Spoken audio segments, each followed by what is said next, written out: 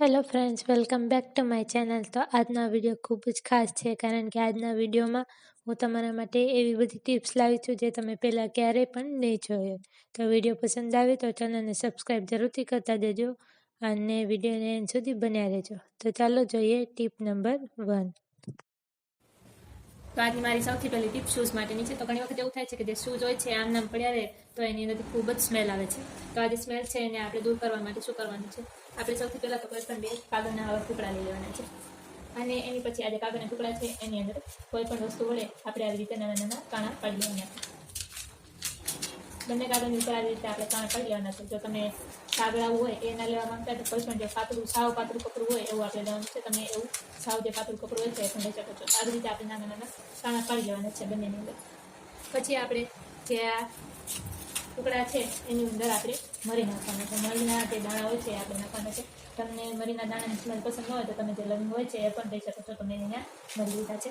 એના પછી આપણે કોઈ પણ જે સાબુનો ટુકડો પડ્યો છે એ લેવાનો છે. તમારે જો આખો સાબુ વેસ્ટ ન કરવો હોય તો આ જે ટુકડો પડ્યો છે એને પણ તમે યુઝ કરી શકો છો. તો આ જે સાબુનો ટુકડો છે એના થોડા ઘણા ટુકડા આપણે આની અંદર આવી રીતે કરી દેવાના છે. એની પછી જે આ કાગળ છે એને આપણે આવી રીતે વાળી લેવાની છે. બંને કાગળને આપણે સૌથી પહેલાં આવી રીતે વાળી લેવાના છે અને પછી આપણે જે આ શૂઝ છે એની અંદર આવી રીતે જે આ કાગળ હોય છે એને આપણે આવી રીતે મૂકી દેવાના છે. તો આવું કરવાથી જે આ શૂઝની અંદર સ્મેલ આવતી હોય છે બધી સ્મેલ નીકળી જશે અને સાબુ અને મરીના કારણે આની અંદર ખૂબ જ સારી એવી સુગંધ આવશે. તો આ જે ટીપ છે એ તમને કેવી લાગી મને કોમેન્ટમાં જરૂરથી જણાવજો. તો આની પછીની ટીપ આપણે જોઈએ. તો મારી નેક્સ્ટ ટીપ જે ફાટેલી તૂટેલી નોટ હોય છે એના માટેની છે. તો ઘણી વખત થાય છે કે આપણે જ્યારે બહાર કાંઈ લેવા જતા હોઈએ છીએ ત્યારે આપણને એક્સચેન્જમાં આવી રીતે ફાટેલી નોટ મળી જતી હોય છે અને આપણને એની જાણ રહેતી નથી ને આપણે લઈ લઈએ છીએ. અને જ્યારે આપણે જોઈએ ત્યારે આ જે નોટ હોય છે એ ફાટેલી નીકળે છે અને આપણે બીજી કોઈ જગ્યાએ ગમે તે કાંઈ વસ્તુ લેવા જઈએ તો આવી જે ફાટેલી નોટ હોય છે કોઈ લેતું નથી અને આપણે આને સેલો ટેપથી સાંધીએ તો પણ કોઈ ના લે. તો આપણે જે આ નોટ છે એને આપણે એ કેવી રીતે સાંધો મારવો કે જેથી એ સાંધો જે છે એ દેખાય ને અને આપણી જે નોટ છે એ ચાલી પણ જાય. તો એના માટે આપણે શું કરવાનું છે કે આપણે કોઈ પણ જે મીણબત્તી હોય છે મીણબત્તી લેવાની છે અને એને સૌથી પહેલાં તો આપણે સળગાવવાની છે. આવી રીતે આપણે એને સળગાવી લેવાની છે. આવી રીતે આપણે આની ઉપર આને સળગાવવાની છે અને એનું જે બધું જ મીણ હોય છે આની ઉપર આવી રીતે પાડી દેવાનું છે. આવી રીતે આપણે જે એનું મીણ હોય છે આની ઉપર પાડી દઈએ પછી આને થોડી વાર આપણે સૂકવવા દેવાની છે. આવી રીતે આપણે એનું બધું જ જમીન છે એને નોટની ઉપર આવી રીતે પાડી દઈએ પછી આપણે એને સૂકવવા દઈએ પછી આપણી જે નોટ છે એકદમ સાંધાવાળી થઈ જાય છે અને કોઈને જોતા લાગતું જ નથી કે આ જે નોટ છે એ ફાટેલી છે. તો આવી રીતે આપણે જે નોટ છે એને સાંધો મારી શકીએ છીએ અને આપણી જે નોટ હોય છે ફાટેલી એ ચાલી પણ જાય છે. તો આવી રીતે તમારા ઘરમાં જો ફાટેલી નોટ આવે તો તમે એને સાંધો મારી શકો છો. તો આ જે ટીપ છે એ પણ તમને કેવી લાગી એ મને કોમેન્ટમાં જરૂરથી જણાવજો. તો આની પછીની ટીપ આપણે જોઈએ.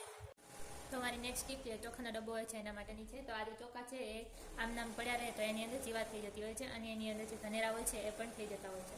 તો આ જે ચોખા છે એની અંદર જીવાત ના પડે અને આપણા જે ચોખા છે એ લાંબો સમય સુધી સારા રહે એના માટે આપણે શું કરવાનું છે, આપણે જે ગરમ મસાલામાં જે લાલ મરચાં આવતા હોય છે લાલ મરચાં આપણે લેવાના છે અને થોડા ઘણા આપણે મરચાં જે છે એ જે આ ડબ્બો છે ચોખાનો એની અંદર આવી રીતે નાખી દેવાનો છે. તો આવું કરવાથી શું થશે કે આ જે મરચાં હોય છે તીખા હોય છે તો એના કારણે જે જીવાત હોય છે ચોખાની અંદર પડતી નથી અને તમારા જે ચોખા છે લાંબો સમય સુધી સારા રહે છે. તો આ જે ટીપ છે એ પણ તમને યુઝફુલ લાગી હોય તો મને કોમેન્ટમાં જરૂરથી જણાવજો. તો આની પછીની ટીપ આપણે જોઈએ.